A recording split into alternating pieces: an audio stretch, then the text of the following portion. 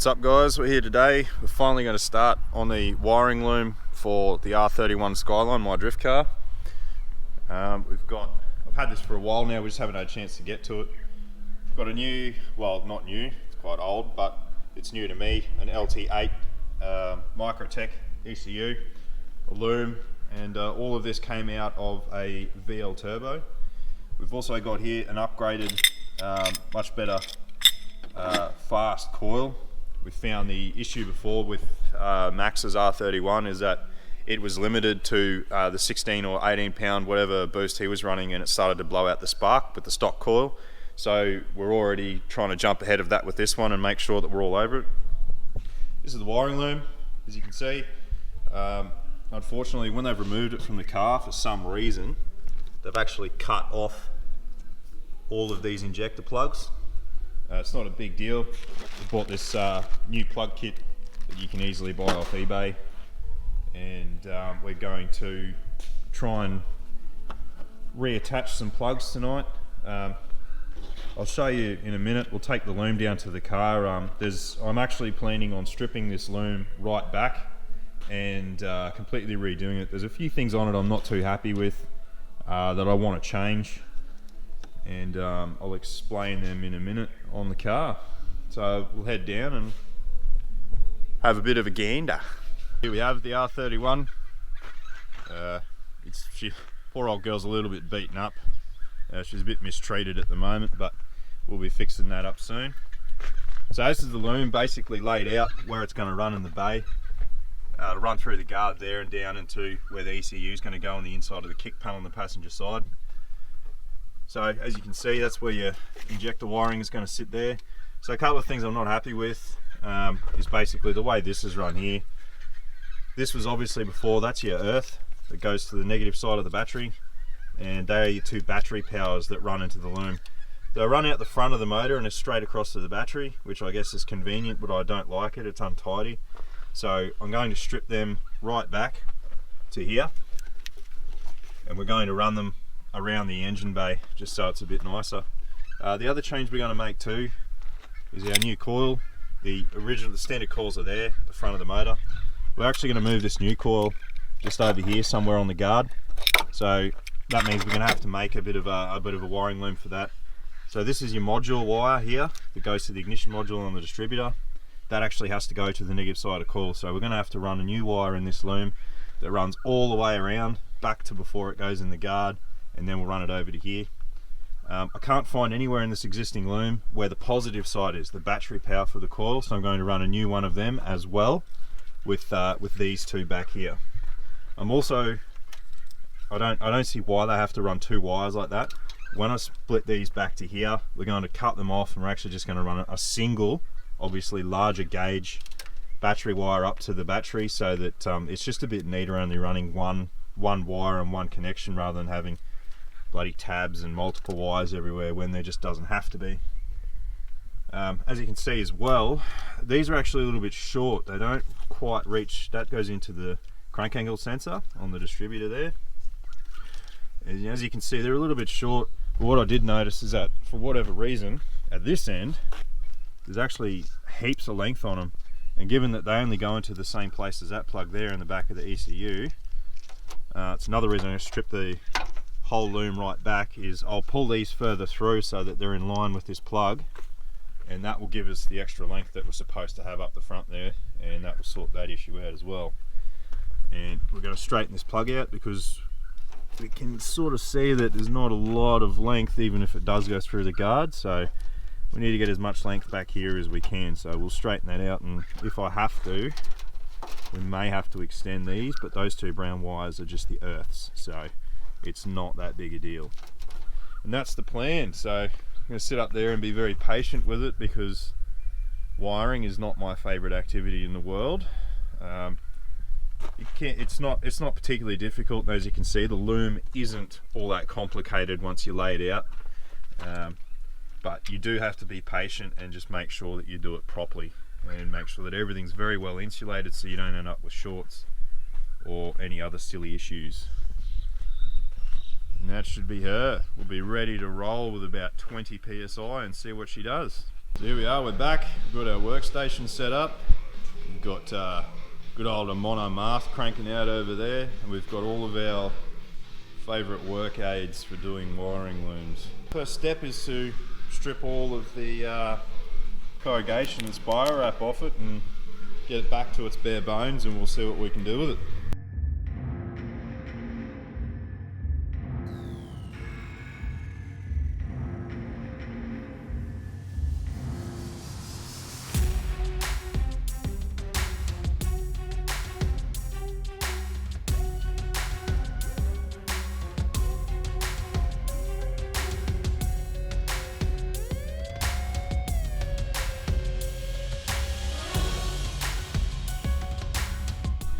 There we have it. Just strip right down.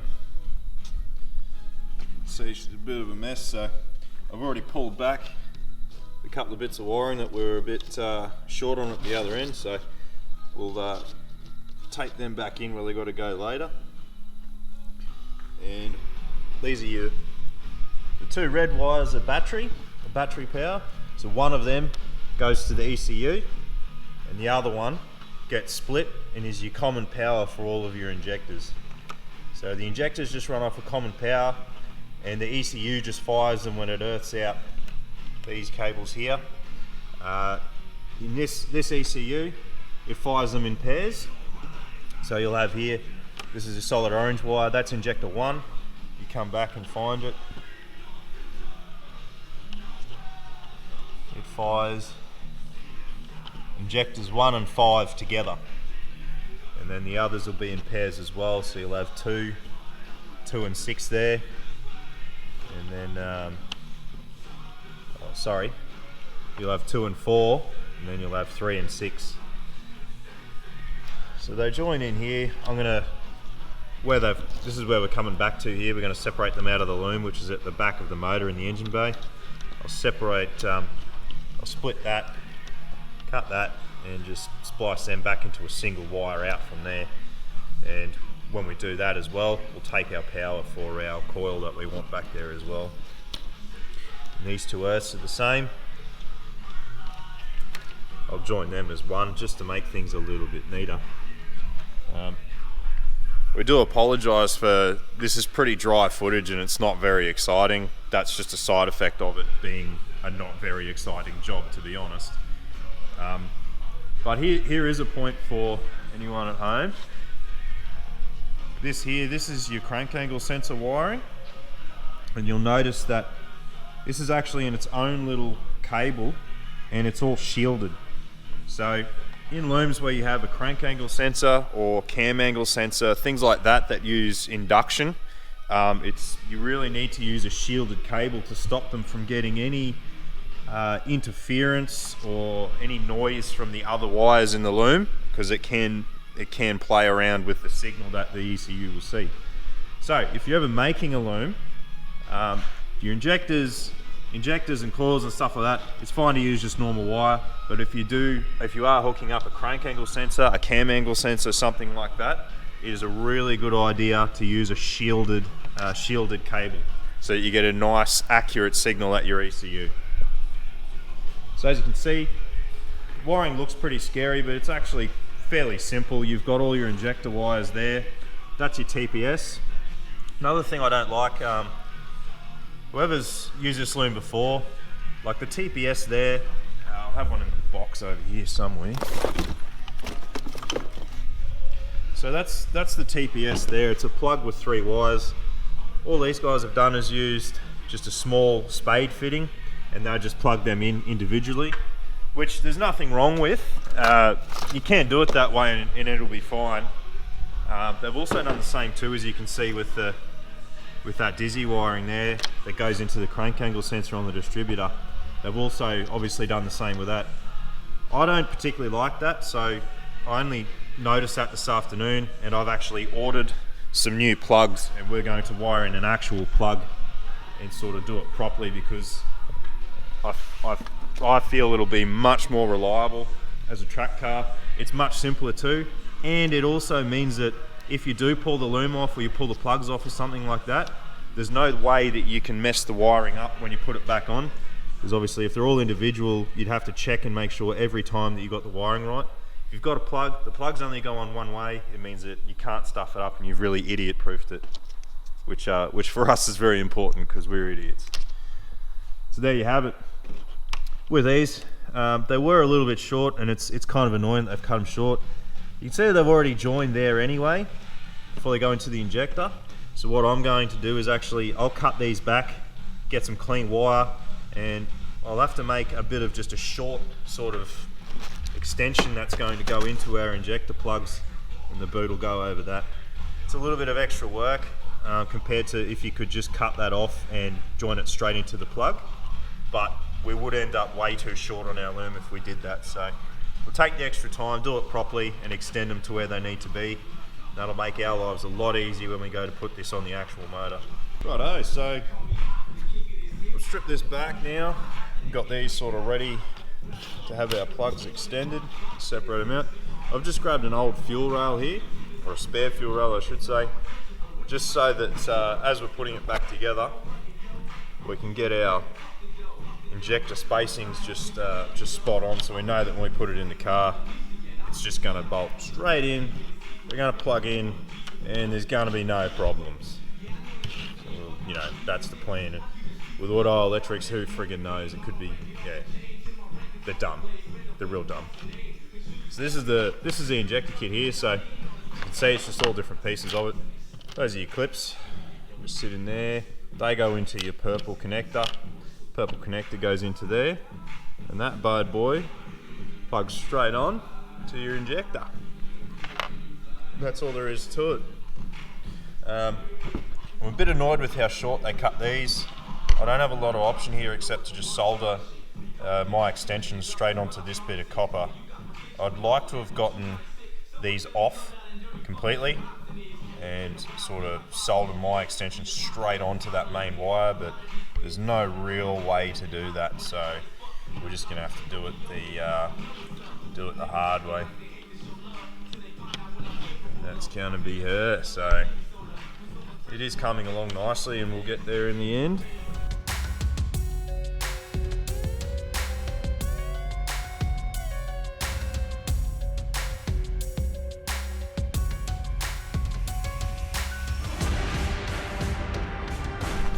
So there you have it. That's the first one done.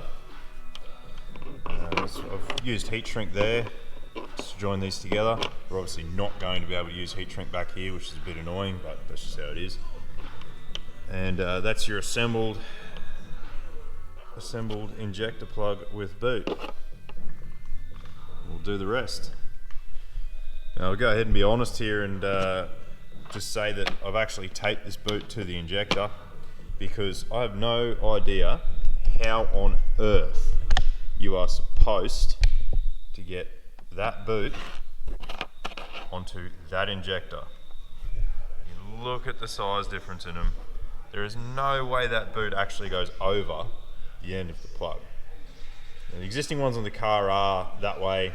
I'm fucked if I know. So I'm just going to do it my way. I'm just going to tape that on there. It doesn't really matter that much. Even at the back of the boot there, it's not super sealed up.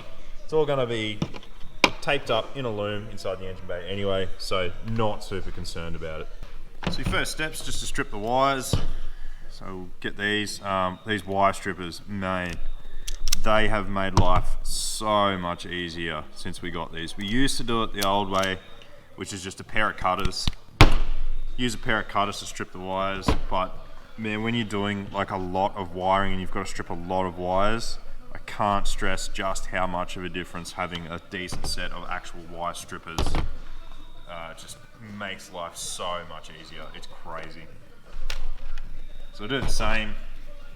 Do the same with our little extension piece here as well. So we'll strip that one, and we'll make this one. Let's just make him the same length there. So we'll cut him about there.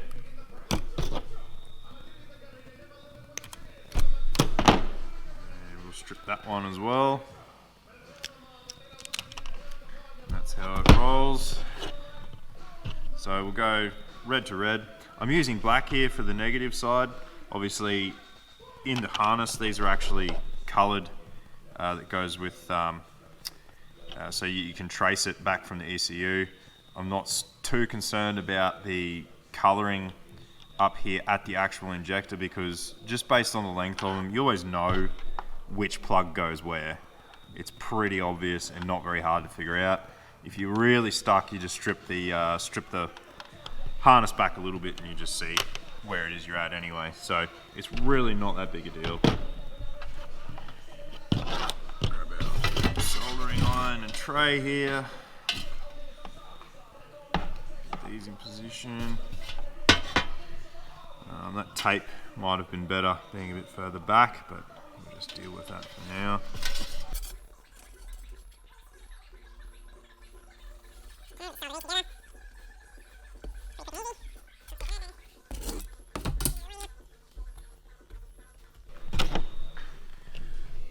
Again, we'll just use some heat shrink to sort these ones out.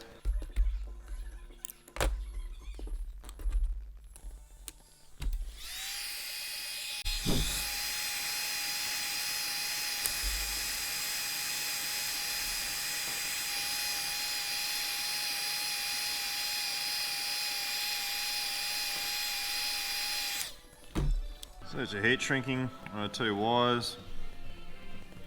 So now they're pretty happy. Not quite the same length, so we might just trim just a touch off that one. So these are your connectors, these little things. They're a little bit finicky, but they're not too difficult to work with. Just got to make sure you don't really need to strip very much off the wire. It's only a very, very short piece of exposed copper. Something like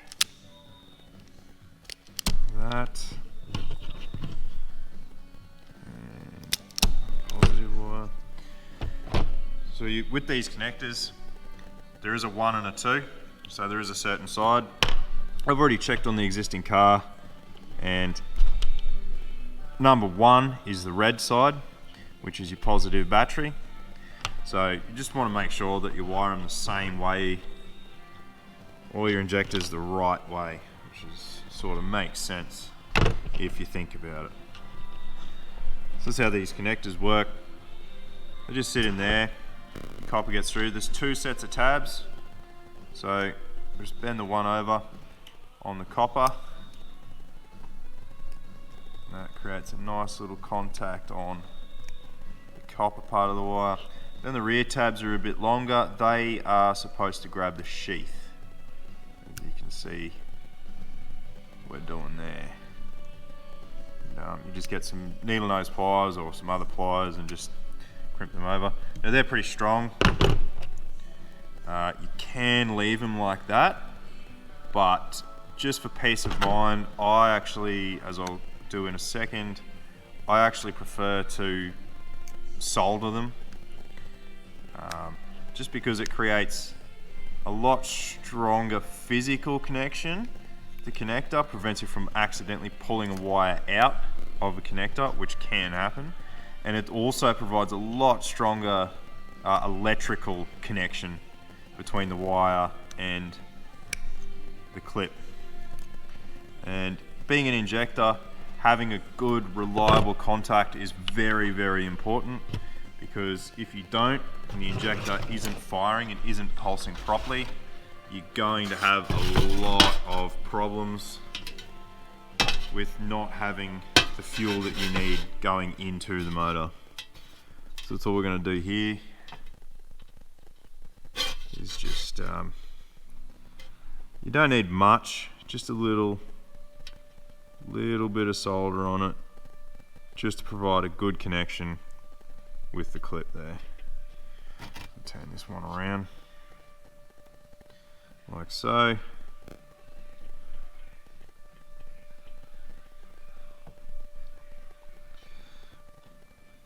Alright, and that provides you with a really nice solid connection that you're never going to lose contact electrically, and it's going to be a lot stronger when it's in the connector and isn't going to want to pull out. So the next step is your, oh sorry, what I should have done was put the boot on first. It's a bit of a rookie error. It's alright, we'll make that work. Can't be bothered remaking the video to fix that little mistake, so. But your boot just goes on like that. So now you've got your two wires here. Pull them through like that. So that's your purple, that's how your two connectors go together. That ends up slotting in there, so now you know which one's your 1 and which one's your 2. And these actually sit sideways like that. They actually go in there. So number 1, you'll hear it do a bit of a click as it goes in, and that's the locking tabs. Locking tabs on the connector, just making sure it's locked in there nice and tight. So then your whole purple piece goes in there like that, and now that's locked in. And that is your connector. Again, that boot, I believe that boot is supposed to go over that part of the connector, but there's just, yeah, that's just not going to happen. That's ridiculous. Anyway, I'm not real concerned about it. It's not a massive issue. We're happy to run them just like that. And that's it. Pretty simple, really. We'll just do that for the other ones. There we have it, folks. 6 brand new injector plugs. That's how they go on the rail, just like that. Boots that don't fit and all. So just sort of tape that loom back into shape like that. We know where everything goes now. We know it's going to fit. So that bit's all happy. Now we've got to move on to putting in some extra wires and bits and pieces for our coil, like we discussed before, and changing some stuff around, but making progress. It's good. See that I've started to tidy this loom up and started to make it into some form of, you know, an actual loom. This here injector's there, so as you can see, once you sort of lay things out, it's really not all that complicated. If you look at it from here, this is your ECU end. It's pretty basic. You got plug, plug, and plug. You can't really stuff that up. The main loom, it separates into your injector wiring here. So you got your 6 injectors, which we've just finished. That's all good. This side here, that's what we changed before. So that's your battery and earth supply. Round about here is where I'm going to actually cut these and splice them into a single. I did consider just reusing one of these and turning it around and running it that way for the coil, but as you can see, this is actually, it's quite small gauge wire, and you really want your injectors to have a really nice, reliable current and good voltage. So I will change this out. I'll merge these 2 small wires into a single decent gauge power wire, and we'll also take from there, we'll take off our extra one for the coil as well. That way we'll have reliable coil and injector power and ECU power. That'll be all good. And that's our, then you look at it too, that's the TPS, and that's the temperature sensor. That's going to go to the front of the motor.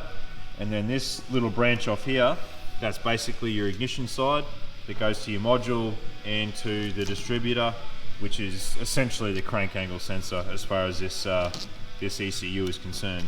So it's really not that complicated, and it's just, it looks pretty messy until you cover everything up, but I'm pretty happy with how all of these injector connectors and boots have come out. Even the ECU wiring itself, once you've got your battery and earth connected, there's really only 2 more wires, and that is the pink wire is going to be a hot ignition, so it's going to be positive 12 once the ignition key is on, and the green is just the negative earth trigger to the fuel pump relay. That's pretty much it. These are all extra outputs and inputs to the ECU that aren't being used, so they're just tied up like that. So I mean, as you can see, it's really not that complicated. It's pretty simple once you lay them out, especially aftermarket ECUs like Microtec, Haltech, Modtech, you know, even the Holy Big stuff, so anything like that, they're relatively simple compared to a lot of the other ECUs. may have seen in a previous episode of the V80, we did the loom for it, and that LS loom is just far more complicated than this. It controls so much more stuff. Like, you got fans in there, air con, like cam sensors, crank angle sensors, like there's just sensors for everything, knock sensors. This is a very basic loom, a very basic ECU, and it's really not that hard to do yourself if you're just willing to give it a go. Even to this day, the LT8, I believe it's not made anymore, and has been quite a while since it was made, but even now you can still get, and that's what I'm going off here, is the wiring diagrams are readily available from Microtec on their website. It's very, very simple. It's very easy to get this information, and yeah, it's really not that hard to do. So I was going to wait until tomorrow to try and lay this out and just check a few things, but I really wanted to get more done tonight, so I was down there before. I didn't get any footage of it because it was just, there's too much to do in the dark. So I checked this loom, and it has worked out pretty well. The length and everything's going to be all right, and yeah, where these split out, even the TPS, it does look pretty short here, given that in the car the TPS is actually, you know, middle of the rail, but this does actually work, and I am going to wire in the plug when it arrives into those 3 wires, so it'll all work out okay. And yeah, should be real nice, real nice.